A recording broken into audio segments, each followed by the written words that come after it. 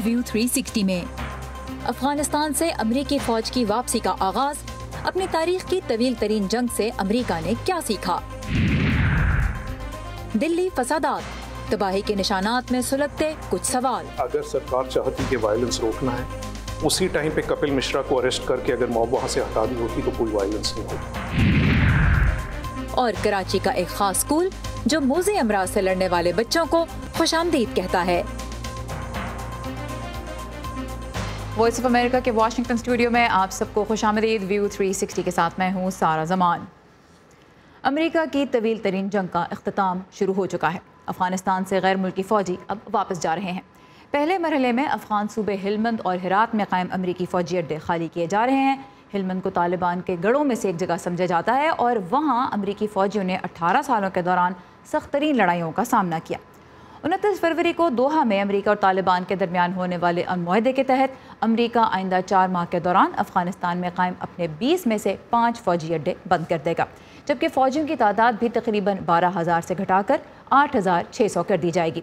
दूसरी जानिब अफगान सदर अशरफ गनी ने मुज़ाकरात की राह में खड़ी एक बड़ी रुकावट दूर करते हुए आइंदा 15 दिनों में तालिबान के 1500 कैदी रिहा करने का हुक्मनामा भी जारी कर दिया है। अमरीका तालिबान मुआहदे के तहत तालिबान के कुल 5,000 कैदी आने वाले दिनों में रिहा किए जाएंगे ताकि बैनुल-अफ़गान मुज़ाकरात अमल में आ सकें। इस अहम संग मील को अफगानिस्तान में कैसे देखा जा रहा है, इस बारे में हम बात करेंगे वॉइस ऑफ अमेरिका की अफगान सर्विस के नुमाइंदा अयूब खावरीन से। Ayub, welcome to view 360। एक तरफ अफगानिस्तान में पॉलिटिकल अनसर्टेनिटी है और दूसरी तरफ अमेरिकन ट्रूप्स जो हैं अब वो जा रहे हैं। लोगों का क्या रद्द-ए-अमल है, इस वक्त क्या हो रहा है अफगानिस्तान में? जी सारा, नई बात और जो कि कुछ ही मिनट पहले अफगान प्रेसिडेंट अशरफ गनी ने एक डिक्री, एक एग्जेक्टिव ऑर्डर इशू कर दिया है और चीफ एग्जेक्टिव ऑफिस अब्दुल्ला को डिसॉल्व कर दिया है। नग हुकूमत या नेशनल यूनिटी की हुकूमत थी। इस डिक्री में या इस एग्जेक्टिव ऑर्डर में ये कहा गया है कि 9 मार्च जिस दिन अशरफ गनी ने अफ़गानिस्तान के सदर का की हल्फ उठाया, उस दिन से ये दफ्तर और एग्जिस्ट नहीं करता और उनके सिविल कमीशन को ये हिदायत दी गई है कि वहाँ के तमाम मुलाजमीन को उनके रुतबों, उनके ग्रेड्स के मुताबिक दूसरे अफ़गान हुकूमत के दूसरे महकमों में जगह दी जाए और उनकी सिक्योरिटी के लिए एक और दूसरे हिदायतनामे के लिए इंतज़ार करने का कहा गया है। तो ये एक बहुत बड़ी डेवलपमेंट है इस पूरे प्रोसेस में। अनसर्टेनिटी की आपने बात की कि अफ़गानिस्तान की हुकूमत 9 मार्च को जो कुछ हुआ कि अब्दुल्ला ने अपने आप को सदर कहने की या वहाँ पर एक और हलफ उठाया, उसको उस दफ्तर को का खात्मा हो गया है और अब आगे पीस प्रोसेस पे जाने की कोशिश कर रहे हैं। अच्छा, एक पीस प्रोसेस की राह में बड़ी रुकावट थी अफगान तालिबान कैदियों की रिहाई, और उसके लिए अब सदर अशरफ गनी ने रास्ता जो है वो खोल दिया है। उसके लिए भी उन्होंने एक डिक्री जो है वो इशू कर दी। इन कैदियों के बारे में हम क्या जानते हैं? ठीक है, ये अफगान तालिबान के तो साथ थे, कितने ख़तरनाक हैं? आगे क्या दोबारा फिर अफ़गानिस्तान में इनकी वजह से हालात ख़राब हो सकते हैं या नहीं? इसको किस तरह से टैकल कर रही है अफ़गान हुकूमत? बहुत ही अहम सवाल हैं और दोनों जानिब से। तालिबान का वर्जन ये है कि इनमें बहुत सारे ऐसे लोग हैं जो उनके घरों से उठाया गया है। जंगजू भी अगर है तो उनकी उम्र रसीदा है, उनकी उम्र पूरी हो गई है या ऐसा उनकी कैद की मुद्दत का तयन नहीं किया गया। लेकिन अफ़गान हुकूमत का ये वो है कि अगर इनको छोड़ा भी जाएगा तो एक प्रोसेस के ज़रिए, एक मैकेनिज़्म, एक दिन में हम फ़ौरन 5,000 या 8,000 या 13,000, जो कि अफ़गान हुकूमत के कुछ हवालों से ये कहा गया है कि कुल तादाद तालिबान कैदियों की अफ़गान हुकूमत के पास 13,000 के आसपास, 13,300-400 के आसपास हैं। तालिबान ने 5,000 पे वो इसरार कर रहे हैं। बार बार वो ये कह रहे हैं कि हमने अमेरिका के साथ जो मुआहदा किया है या जो अमन प्रोसेस शुरू किया है, ये कंडीशन ये थी कि बैनुल-अफ़गानी मुज़ाकरात शुरू होने से पहले 5,000 जो लिस्ट हमने दी है वही 5,000 छोड़े जाएंगे। लेकिन ये अभी मालूम नहीं है कि इन 5,000 में कौन कितने ख़तरनाक है, कहाँ के हैं। हाँ, इस डिक्री में या उनको छोड़ने की डिक्री में पहली शर्त ये रखी गई है कि उनको लिख कर देना पड़ेगा कि वो वापस कारज़ार या जंग के मैदान में नहीं जाएंगे और अफ़गान हुकूमत के ख़िलाफ़ नहीं लड़ेंगे। उनको रिटर्न गारंटी देनी पड़ेगी। आखिर में जाते जाते ये बताइए, लेट्स से वो रिटन गारंटी देते हैं लेकिन फिर उसके ऊपर अमल नहीं होता या अफ़गान तालिबान की तरफ से सिक्योरिटी फोर्सेस पे हमले जारी रहते हैं। क्या अफ़गानिस्तान की सिक्योरिटी फोर्सेस उस मकाम तक पहुंच गई हैं कि वो ख़ुद अपने मुल्क का दिफा कर सकें? क्योंकि पिछले 18 सालों में बहुत भारी नुकसान उठाया है अफ़गान सिक्योरिटी फोर्सेस ने भी। देखिए, ये जो तालिबान और अमेरिका के बीच जो दोहा में जो एग्रीमेंट हुआ है वो इट्स लेंथी प्रोसेस और बहुत सारे उसके स्टेप्स हैं। जो शुरू में ये तो अमेरिकी अफवाज के इनकलाबी कंडीशनल है या कंडीशन बेस्ड है, स्टेप बाय स्टेप जाएगा। मतलब रास्ता खुला है। 135 दिनों में वो सिर्फ 4000 के आसपास की बात कर रहे हैं। उसके बाद बैन अफ़गानी मुज़ाकरात जैसे जैसे आगे जाएंगे, दूसरे और अफवाज वहाँ से निकलेंगे, तो ये एक प्रोसेस है। और आगे लोगों में बेचैनी है क्योंकि ये मालूम नहीं कि तालिबान अफगानिस्तान हुकूमत के साथ आगे इनका किस किस्म के मुज़ाकरात किस तरह होते हैं, उनमें क्या कंडीशंस रखी जाती हैं और किस हद तक कामयाब होते हैं। वॉइस ऑफ अमेरिका की अफगान सर्विस से नुमाइंदा अयूब खाबरीन हमारे साथ थे। बहुत शुक्रिया अयूब। 18 सालों में अमेरिका ने अफगानिस्तान में अपने फ़ौजियों की तादाद में कई मरतबा तब्दीली भी की। तो आइए एक नज़र डालते हैं उसकी तारीख पर। 11 सितंबर 2001 के हमलों के चंद हफ्तों बाद 7 अक्टूबर को अमेरिका ने अलकायदा और उसकी हामी तालिबान हुकूमत के खात्मे के लिए अफगानिस्तान पर फ़ज़ाई बमबारी का आगाज़ किया। नवंबर में तकरीबन 1300 अमरीकी फ़ौजी अफगानिस्तान की सरजमीन पर उतरे। अगले 9 साल तक ये तादाद बढ़ती रही और सदर ओबामा के पहले दौरे सदारत में 1 लाख की बुलंद तरीन सतह तक पहुंच गई। लेकिन इस इजाफे के खातिर ख्वाह नताइज बरामद न हो सके और सदर ओबामा की दूसरी मुद्दत सदारत के इख्तिताम तक अफगानिस्तान में सिर्फ तकरीबन 8500 फौजी रह गए थे। सदर ट्रंप गैर मुल्की जंगों से अमेरिका को निकालने के वादे के साथ मुंतखब हुए, मगर अगस्त 2017 में उन्होंने मजीद 5500 फौजी अफगानिस्तान भेजने का ऐलान किया, जिससे वहां तैनात फौजियों की तादाद 14000 तक पहुंच गई। तालिबान के साथ मुआहदे के लिए 2018 में मुज़ाकराती अमल के आगाज से अब तक अमरीकी फौजियों की तादाद में तकरीबन 2000 की कमी हो चुकी है।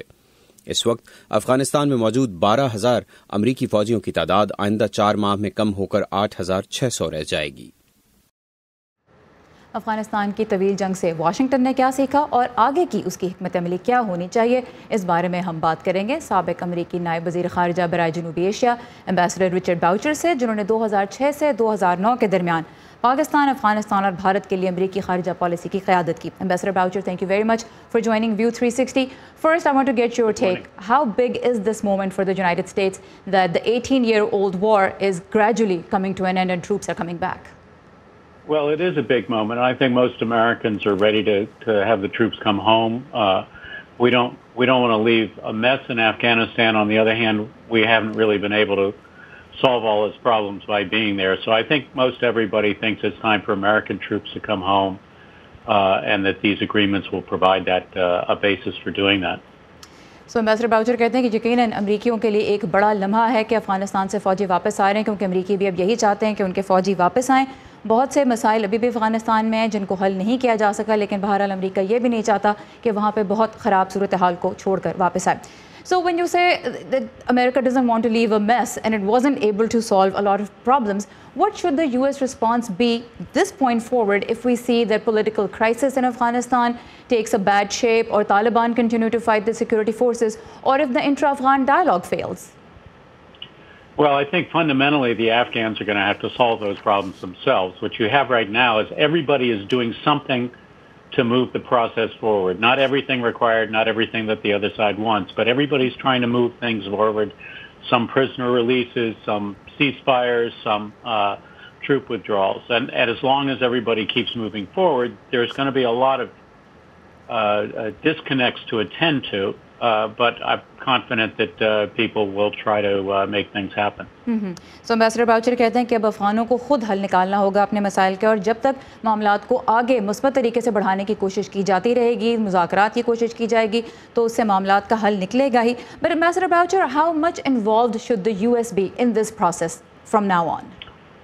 I think the U.S. has to stay involved in terms of the diplomacy of the events. And Ambassador Khalilzad, I'm sure, will be in the airplane and moving back and forth between all the parties as much as he has for the last several months.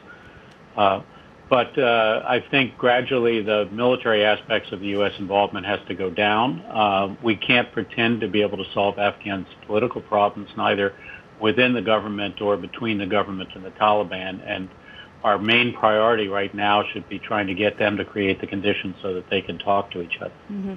So जहाँ तक अफ़गानिस्तान में अब America की मुदाखलत या उसकी policy की बात है तो एम्बेसडर बाउचर कहते हैं कि सिफारती सतह पे तो अमेरिका को मामलात को आगे बढ़ाने के लिए हिस्सा रहना चाहिए, अमल का मदद करनी चाहिए और इसके बारे में एम्बेसडर खलीलजाद कोशिशें कर भी रहे हैं। लेकिन एम्बेसडर बाउचर ये कहते हैं कि जहाँ तक फ़ौजी हिकमत अमली या फ़ौजी मुदाखलत का सवाल है तो फ़ौजी मुदाखलत अब कम से कम होती जाएगी और मसले जो हैं अफ़गानिस्तान के उनका हल अमेरिका करवा नहीं सकता, उनको खुद ही अफ़गानों को ही हल करना होगा।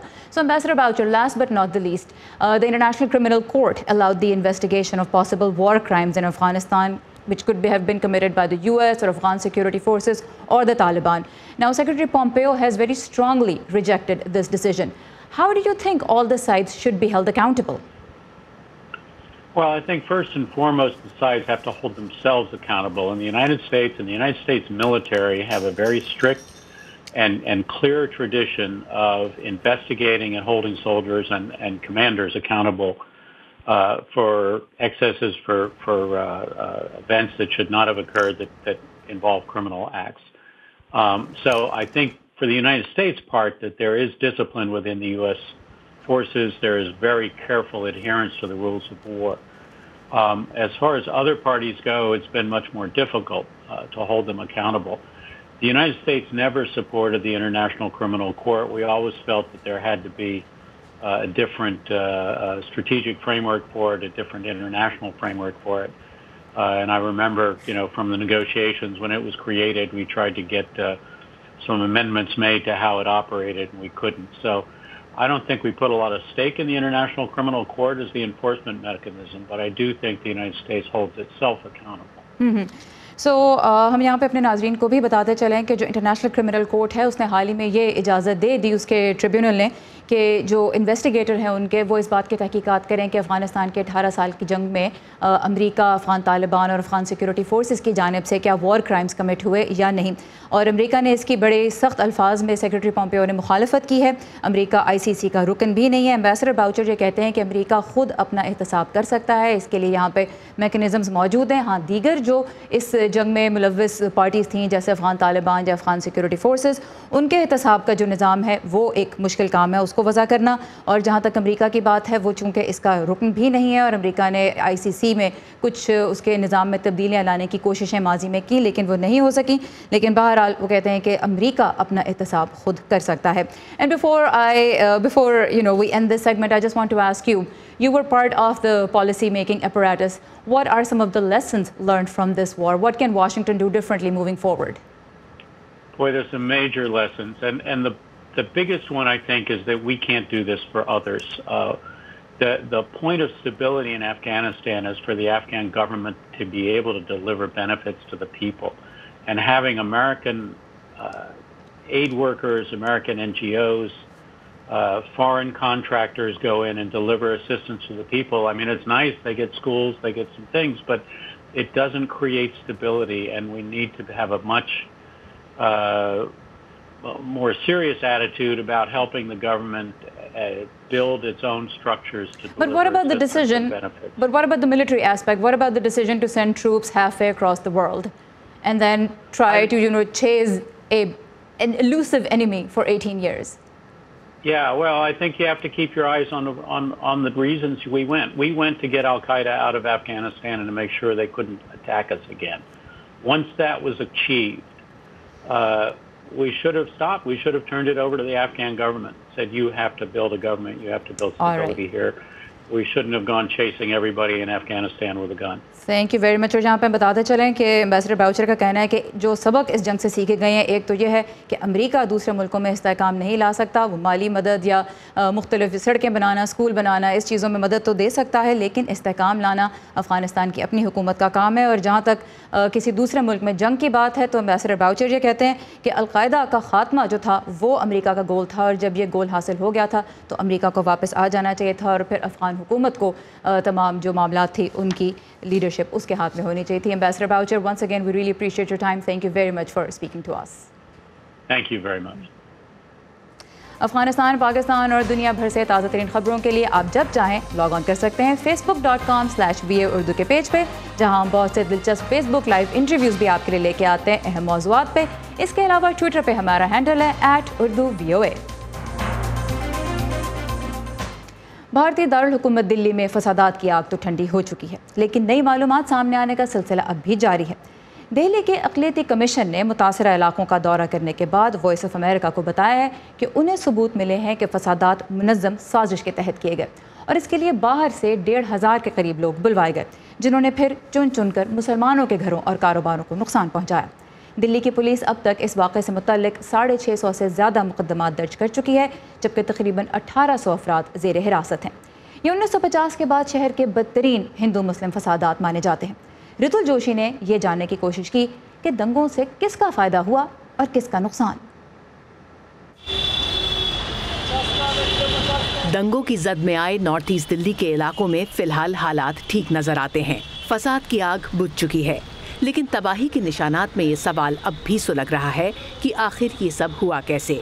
शहरियत कानून की मुखालफत करने वालों को बीजेपी लीडर कपिल मिश्रा की खुलेआम धमकी से तशद्दुद भड़का या मुजाहिरीन ने पहला हमला किया, इस पर राय बटी हुई है। डीसीपी को लिंच किया जाना, हेड कांस्टेबल रतन लाल का मारा जाना, आईबी अफसर की हत्या हो जाना, शाहरुख खान का पुलिस पे पिस्तौल तनना। आक्रामक कौन थे, पहला हमला किसने किया, इसको समझने की ज़रूरत है। ये सब होने के पहले एक बिल्डअप था जिसमें सेंट्रल गवर्नमेंट के मिनिस्टर्स, अमित शाह इंक्लूडेड जो होम मिनिस्टर है, जिनको ये पुलिस रिपोर्ट कर रही थी, उनका एक तरह का रेटरिक था। अगर सरकार चाहती कि वायलेंस रोकना है, उसी टाइम पे कपिल मिश्रा को अरेस्ट करके अगर मॉब वहां से हटा दी होती तो कोई वायलेंस नहीं होता। भारत में पुलिस रिफॉर्म्स की बुनियाद रखने वाले साबिक आला अफसर प्रकाश सिंह कहते हैं कि दंगों पर शुरुआत में ही लगाम ना लगा पाना एक बड़ी नाकामी थी।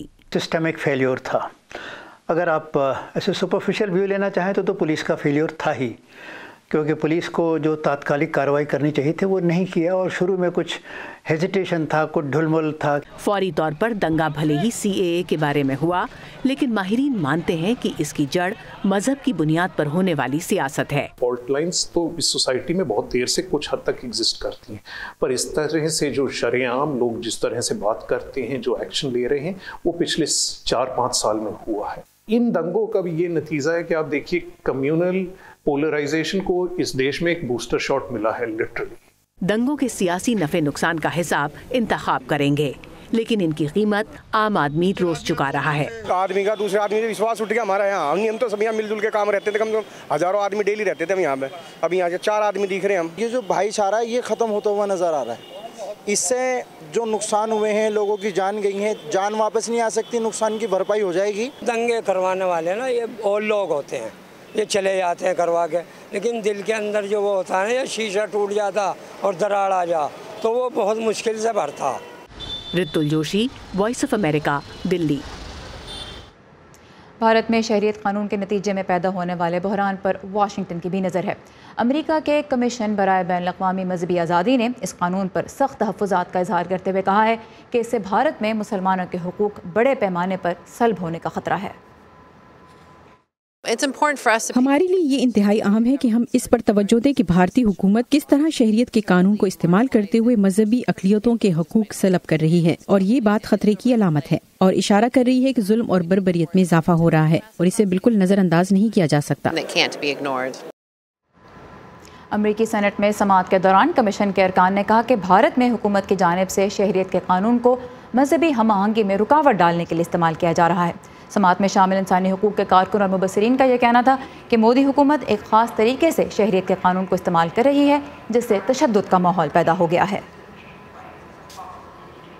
जो बात हुई है उससे मुसलमानों को लेसर सिटीज़न की तरह से देखना, सेकेंडरी सिटीज़न की तरह से देखना, या नॉन सिटीज़न की तरह से देखना, या गद्दारों की तरह से देखना, वो तो पॉलिटिकल इशू है।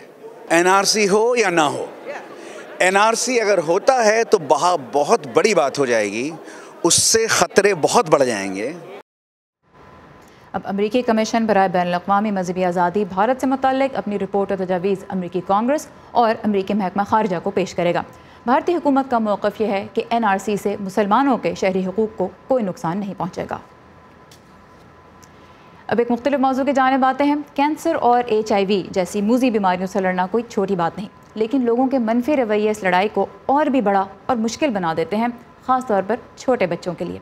गलत फहमियों के बायस अक्सर ऐसे बच्चों को स्कूल दाखिला ही नहीं देते, जिससे फिर ये बच्चे एहसास महरूमी का शिकार हो जाते हैं।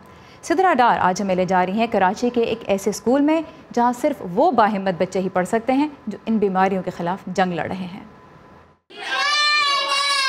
ये कोई आम क्लासरूम नहीं, ना ही इसमें तालीम हासिल करने वाले ये बच्चे आम हैं, क्योंकि इस कमरे में मौजूद हर बच्चा किसी न किसी मूजी बीमारी का शिकार है।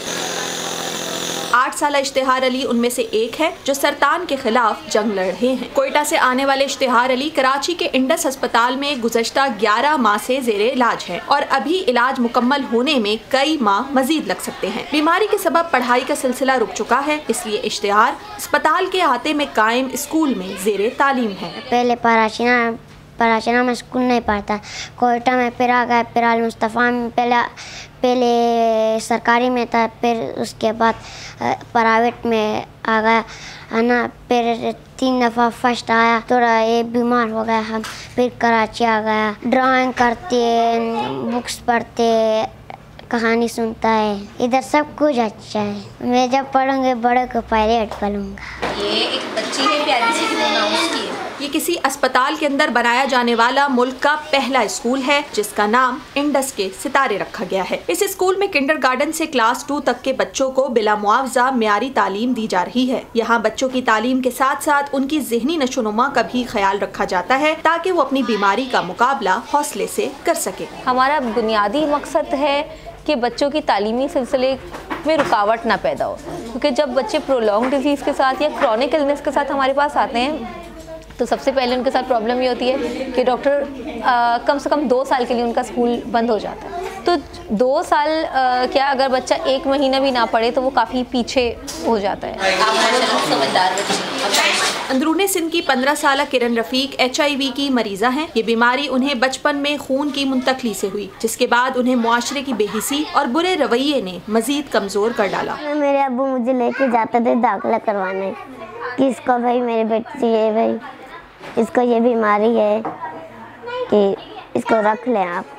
ये बोलते हैं, स्कूल वाले बोलते हैं हम नहीं रख सकते, ये बीमारी बच्चों को लग जाएगी। रोना आता था कि मुझे कोई भी नहीं रखेगा, मुझे अब ये बीमारी लग गई है तो मैं कैसे पढ़ूंगी, कैसे लिखूंगी, कैसे अपनी ख्वाहिशें पूरी कर सकूंगी। इम्तिहान में कामयाबी पर स्कूल की जानिब से जारी करदा सर्टिफिकेट को हासिल करने के बाद ये बच्चे मुल्क के किसी भी स्कूल में अपनी तालीम का सिलसिला शुरू कर सकते हैं। शोबा इत्फाल के सरबराह डॉक्टर फरीदुद्दीन के मुताबिक पढ़ाई की सहूलत ने बच्चों में पैदा होने वाले एहसास महरूमी को शिकस्त दी है। यहाँ पर आने से पहले जब आप बच्चों से बात करें तो ऐसा लगता है कि जैसा कि वो ये कहना चाह रहे हैं कि जी आज मेरा इंजेक्शन का दिन है, आज मेरा कीमो का दिन है। जब हम उनको इस माहौल से निकाल कर हम एक स्कूल के माहौल में ले जाते हैं तो ये बच्चे रोज़ाना सुबह में आने के बाद में ये भाग कर स्कूल आते हैं, पढ़ते हैं, फिर उसके बाद में जाते हैं अपना इंजेक्शन की डोज लगवाते हैं, घर चले जाते हैं। कि आज वो ये कहते हैं कि जी कि मुझे आज होमवर्क दिया गया है, मुझे वो होमवर्क पूरा करना है।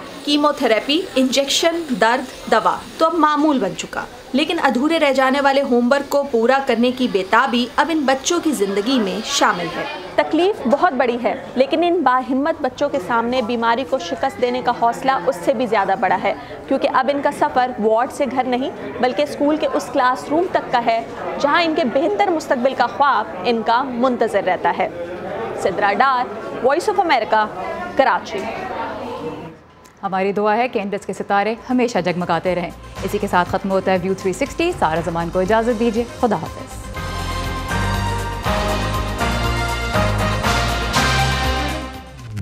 ताज़ा तरीन खबरें, अहम वाक़यात, ऑडियो वीडियो रिपोर्ट्स और तज्ज़िये देखने, सुनने और पढ़ने के लिए डाउनलोड कीजिए VOA उर्दू की नई ऐप। खबरें अब हर वक्त आपकी मुट्ठी में।